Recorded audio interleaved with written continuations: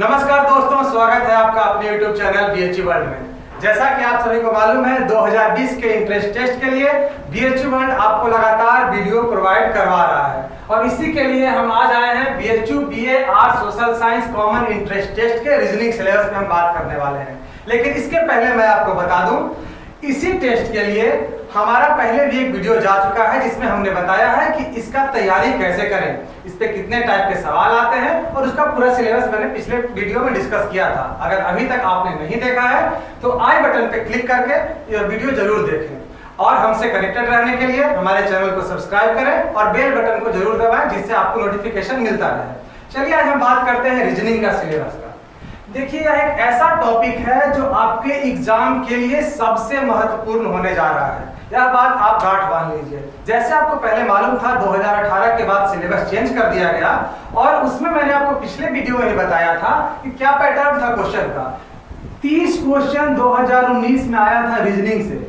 Total 120 question में 30 question आपको reasoning से आया था। तो आप इसके इंपॉर्टेंस को समझ सकते हैं कि कितना आपके लिए महत्वपूर्ण है।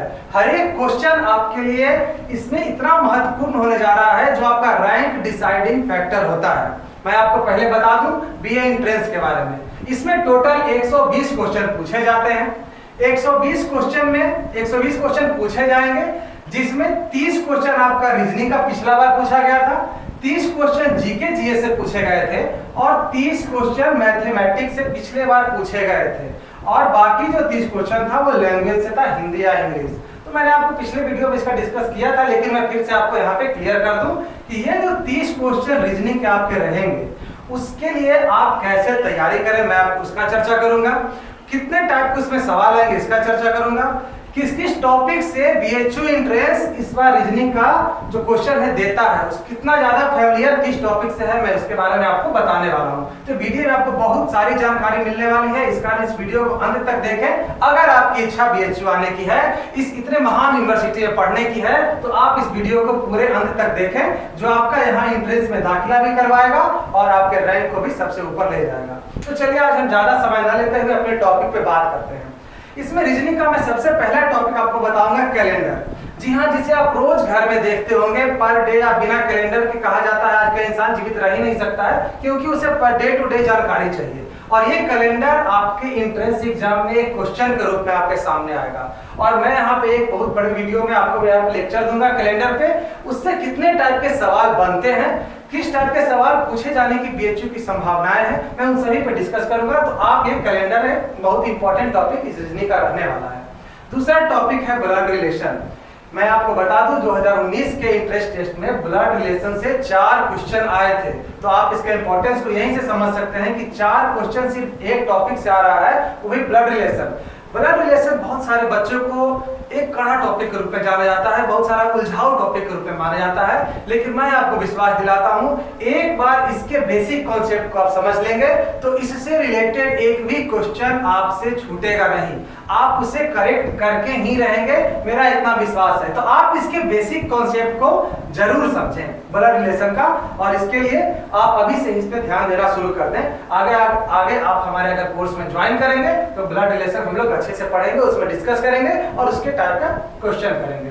तीसरा टॉपिक हमारा रहेगा मिसिंग नंबर। जैसा कि आपको मिसिंग नंबर इस टॉपिक से ज्ञात हो रहा होगा कि आपके पास एक सेट रहेगा, एक 3 या 4 डिजिट का सेट रहेगा, 3 या 4 अल्फाबेट का सेट रहेगा, 3 या 4 शहर का सेट रहेगा, किसी भी टाइप का सेट रहेगा, तो उसमें एक नंबर को क्या करेगा, मिस कर देगा और वही आपसे पूछेगा कि इस मिसिंग नंबर में क्या वो होगा और उसी से आपको रिगार्डिंग सवाल पूछा जाएगा। मैं आपको एक बात और अभी बता दूं, रीजनिंग किसी भी एग्जाम में पूछा क्यों जाता है। सबसे बड़ी बात यह है कि यह पूछा क्यों जाता है। यह पूछा जाता है आपके माइंड को टेस्ट करने के लिए कि आप किसी भी समस्या को किस रूप में अटेम्प्ट ले रहे हैं। आपके सामने देखिए, जैसे कैलेंडर है, ये डे टू डे लाइफ से जुड़ा हुआ है, ब्लड रिलेशन है, ये आपके डे टू डे लाइफ से जुड़ा हुआ है, आपके सभी के सगा संबंधी होते हैं, कोई भी मानव है। उसके बाद मिसिंग नंबर है, काउंटिंग ऑफ फिगर है, ये reasoning day to day life से जुड़ा हुआ टॉपिक है और एग्जामिनर यही चाहता है कि आप डे टू डे लाइफ से कितने जुड़े हुए हैं, आपके पास जो प्रॉब्लम आ रही है उसे आप किस तरह से अटेम्प्ट लेके सॉल्व कर रहे हैं। तो इसी दरमियान ये सब सभी टॉपिक है और इसी कारण आपके माइंड को क्या है, खुला रखना पड़ेगा रीजनिंग पढ़ते समय, इसके क्वेश्चन को बनाते समय और एग्जाम में तो आपको पूरा प्रिपेयर होकर जाना ही पड़ेगा। तो तीसरा टॉपिक हमारा रहेगा क्या, मिसिंग नंबर। चौथा टॉपिक है हमारा counting of figures. Counting of figure से कैसे सवाल आते हैं, जैसे मैं आपको यहाँ पे एग्जांपल देके समझा रहा हूँ। यह एक फिगर है, जैसे देखिए यहाँ पे एक फिगर है। अब आपसे इसमें पूछेगा कि टोटल फिगर में कितने ट्रायंगल बन रहे हैं, कितने त्रिभुज इस पिक्चर में है। तो आप क्या करेंगे, अगर लेमैन है, अगर कुछ नहीं जानते हैं, तो आप बैठ के गिनेंगे 1 2 3 4 5 6, उसके बाद फिर इधर से उधर से। ऐसे नहीं होता है, इसका एक प्री मेथड होता है। इस मेथड से हम सॉल्व करेंगे तो आप चुटकियों का 3 से 4 सेकंड में आप बता सकते हैं कि इसके अंदर कितना त्रिभुज है। लेकिन इसके लिए क्या करना पड़ेगा, हमको इसको पूरा ध्यान से पढ़ना होगा। तो काउंटिंग ऑफ फिगर से भी इस बार भी सवाल पूछा गया था, काउंटिंग ऑफ फिगर से। ये बहुत ही इंपॉर्टेंट टॉपिक अगले एग्जाम में रहने वाला है आपके लिए। अगला टॉपिक हमारा रहेगा रैंकिंग। रैंकिंग श्रेणी, ये भी बहुत इंपॉर्टेंट है रैंकिंग के लिए। रैंकिंग में क्या आपसे पूछा जाता है, मैं आपको ये बता दूं। जैसे कहा जाता है कि एक कक्षे में या फिर एक लाइन में 10 लोग बैठे हुए हैं। रोहन है जो बाएं से 5वें पोजीशन पे है और जो सोहन है बाएं से 4थे पोजीशन पे है। तो बताइए कि रोहन और सोहन के बीच कितने बच्चे बैठे हुए हैं। तो इस टाइप का सवाल रीजनिंग रैंकिंग में आपसे पूछेगा, तो इस पे भी आपको पूरा फोकस करना होगा। और ये सवाल अभी तक आपको अगर उलझा रही है तो मेरे बात का विश्वास करिए, आगे आपको उलझाएगी नहीं, अगर आप इसके भी बेसिक कॉन्सेप्ट को समझ के आप अगर प्रैक्टिस करना शुरू कर देंगे। देखिए छठा है डाइस। डाइस मतलब होता है पासा। आप लूडो खेले होंगे अभी तक, मुझे विश्वास है कि आप जरूर लूडो खेले होंगे। और लूडो खेले होंगे तो वही डाइस आपको यहाँ एंट्रेंस में नंबर दिलाने वाला है, इस बात को आप मानिए। डाइस में होता है 1 से लेकर 6 तक संख्याएं रहती हैं। इसमें क्या करता है एग्जामिनर कि 3-4 डाइस दे देगा, 2 को मिला देगा और तीसरा में पूछेगा कि इसमें यह कितना नंबर पे आ सकता है। उसका मैं अगर आगे एग्जांपल आपको करवाऊंगा तो आपको और स्पष्ट होगा जब मैं टॉपिक हम लोग क्या करेंगे, पढ़ेंगे डाइस के बारे में तब। तो डाइस भी इस बार तो नहीं पूछा था, लेकिन उम्मीद है कि आगे इसमें पूछने की बहुत ज्यादा संभावनाएं है। सीरीज, सीरीज से हर बार 4 से 5 क्वेश्चन पूछा जाता है और ये रीजनिंग का मोस्ट इंपॉर्टेंट टॉपिकों में से एक है सीरीज। जैसे मैं आपको बता दूं, इसका एग्जांपल लेके आप जानते भी होंगे, फिर भी मैं आपको एग्जांपल लेके आपको समझा दूं। 1 4 7, तो अगला टर्म क्या होगा। ये तो बहुत ही सिंपल सवाल है। बीएचयू में आने के लिए ये सब सिंपल सवाल आपको तो बनाना ही पड़ेगा, लेकिन इससे पूछेगा बहुत ज्यादा हार्ड, मतलब उलझाऊ सवाल आपको देगा सीरीज में। लेकिन सीरीज में कहा जाता है कि इसमें 1000 से 5000 टाइप के क्वेश्चन बनाए जा सकते हैं। लेकिन मैं आपको यहाँ बताऊंगा कि बीएचयू किस तर्ज पे अपना क्वेश्चन बना रही है, अभी तक का उसका ट्रैक रिकॉर्ड सीरीज को लेकर क्या है और आगे क्या रहने की संभावना है। तो इसमें हम लोग मैक्सिमम 25 से 30 टाइप का पढ़ेंगे। और आप इस पिछला बार जो 30 क्वेश्चन पूछा गया था 2019 के एंट्रेंस में, उसमें 29 क्वेश्चन जितना मैंने पिछली बार लेक्चर दिया था आपने उससे आया था, हूबहू नहीं लेकिन उस पैटर्न पे ही आया था। तो इस बात को आप माने कि रीजनिंग सीरीज तक का क्वेश्चन आपको इस पैटर्न में समझ में आ जाएगा कि किससे पूछा जा रहा है। तो ये देखिए हमारा सीरीज टॉपिक हो गया।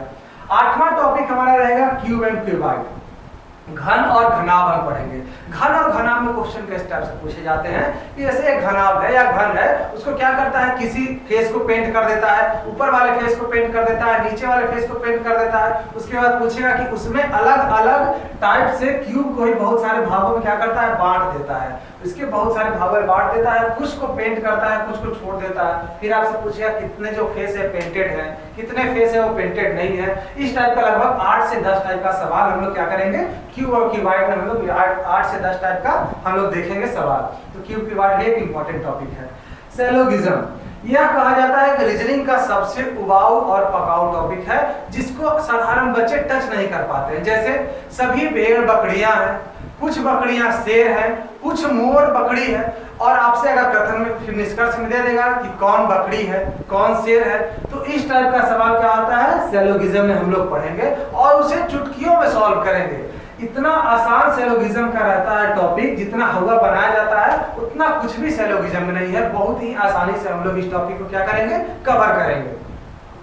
उसके बाद आता है एनालॉजी टेस्ट। एनालॉजी टेस्ट में क्या होता है, समानार्थक शब्द। जैसे देखिए एक रेशियो रहेगा, 2 रेशियो रहेगा 8 का, ठीक। और उसके बाद पूछेगा कि 3 के बाद क्या होगा, यहाँ पे क्या पूछेगा, तो ये एनालॉजी टेस्ट का सवाल है। तो यहाँ पे देखिए जैसे 2 का क्यूब किया है, यहाँ पे 8 आया है, तो 3 का क्यूब करेंगे तो क्या आएगा 27 हमारा आंसर होगा। तो इस टाइप का सवाल क्या करेगा आपको एनालॉजी टेस्ट में पूछेगा, और कहेगा क्या कि आप इसमें 1 से 2 क्वेश्चन लगभग आता है एनालॉजी टेस्ट का आपके इंट्रेंस एग्जाम में। तो आप इसके लिए क्या करना है, सिर्फ प्रैक्टिस चाहिए और आपको हल्का सा बस माइंड यूज करेंगे तो आप एनालॉजी टेस्ट को क्या कर सकते हैं, खुद से सॉल्व कर सकते हैं।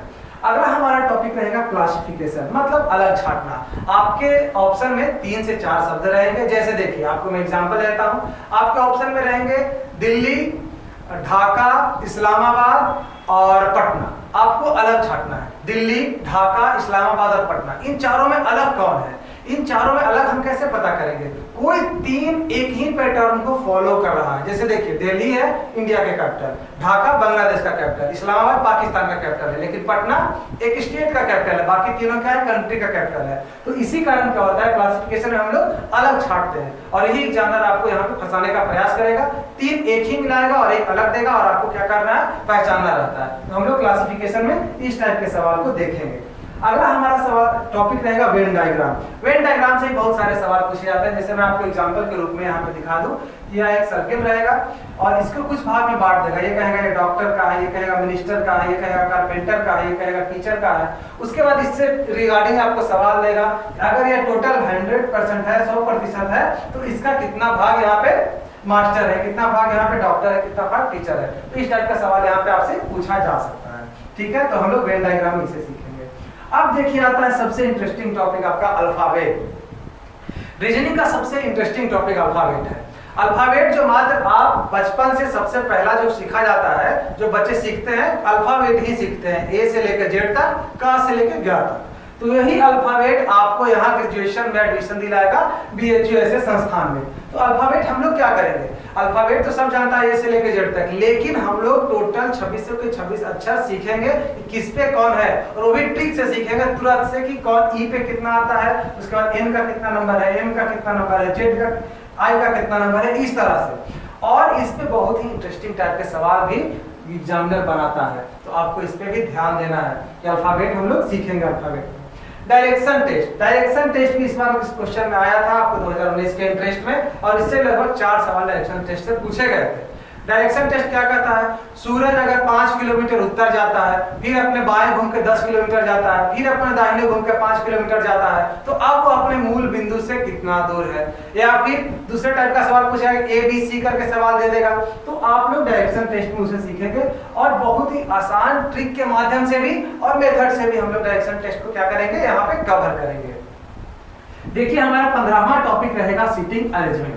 सीटिंग अरेंजमेंट ही बहुत ही इंटरेस्टिंग टॉपिक है। सीटिंग अरेंजमेंट में क्या कहेगा, जैसे एक सर्कल में 5 लोग बैठे हुए हैं, सभी का जो मुंह है वो सेंटर की तरफ है। उसके बाद आपको रैंकिंग टाइप का, जैसा मैंने आपको रैंकिंग में बताया था कि यह दाएं से दूसरा है, वह बाएं से तीसरा है, और उसके बाद हम लोग, लेकिन आपको लग रहा है कि सीटिंग अरेंजमेंट और रैंकिंग एक ही है, तो आप बहुत बड़ी भूल में है। रैंकिंग अलग है और सीटिंग अरेंजमेंट अलग है। इसका कुछ जो बेसिक कंसेप्ट है वह रैंकिंग से डिफरेंस करता है, इस कारण हम लोग इसको क्या करेंगे, अलग टॉपिक में सीखेंगे। और इसका एक एक शब्द, इसके क्वेश्चन का अगर आप क्वेश्चन पहले बनाए होंगे या फिर आप सीखेंगे, तो उसका एक एक शब्द जो वर्ड है, एक एक वर्ड सीटिंग अरेंजमेंट का बहुत ही इंपॉर्टेंट होता है।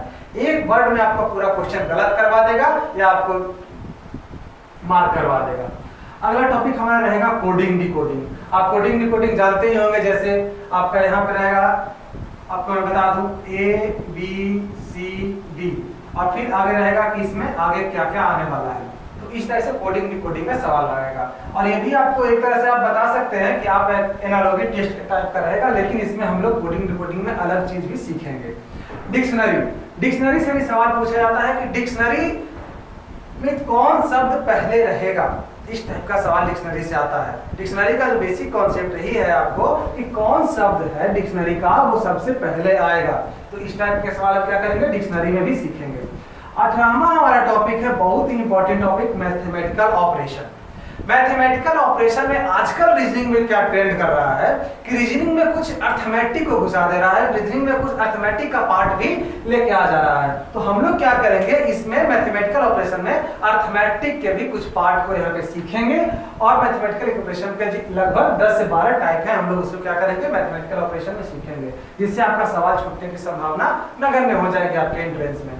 हमारा 19वां टॉपिक रहेगा वाटर इमेज। वाटर इमेज जैसे आपके सामने कोई फिगर है, एक पेन है या फिर ए लिखा हुआ है, कैपिटल लेटर लिखा हुआ है या फिर स्मॉल लेटर लिखा हुआ है या फिर कोई भी पिक्चर बना के आपको एंट्रेंस में दे दिया है आपके क्वेश्चन पेपर में, तो उससे वाटर में उसका इमेज कैसा बनेगा, ये सवाल आपसे पूछा जाएगा और हम लोग क्या करेंगे उसी को यहाँ पे सीखेंगे कि वाटर इमेज में कैसा पिक्चर बनता है।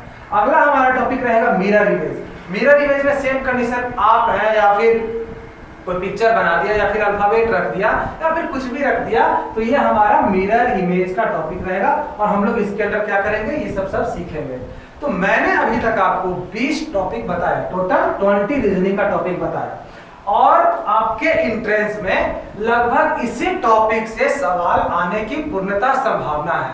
अगर आप यह 20 टॉपिक पूर्ण रूप से कंप्लीट कर लेते हैं तो आपको मैं विश्वास दिलाता हूं कि आप लगभग 95% सवाल विदाउट हेजिटेशन सॉल्व कर लेंगे। लेकिन आपको इसके लिए क्या करना पड़ेगा, सभी टॉपिक का बेसिक कॉन्सेप्ट पूरी तरह से क्लियर होना चाहिए, उस पे आपने कितना मेहनत किया है, उसके कितने एग्जाम्पल को लगाया है, उस पे कितना प्रैक्टिस किया है और ये इस बात पे निर्भर करेगा कि आप इसे कितने सिंसियरली रूप से ले रहे हैं। अमूमन बच्चे रीजनिंग को बहुत आसान रूप में लेते हैं कि रीजनिंग तो हम सॉल्व कर ही देंगे, लेकिन यही बड़ी भूल इनको एंट्रेंस से बाहर कर देती है।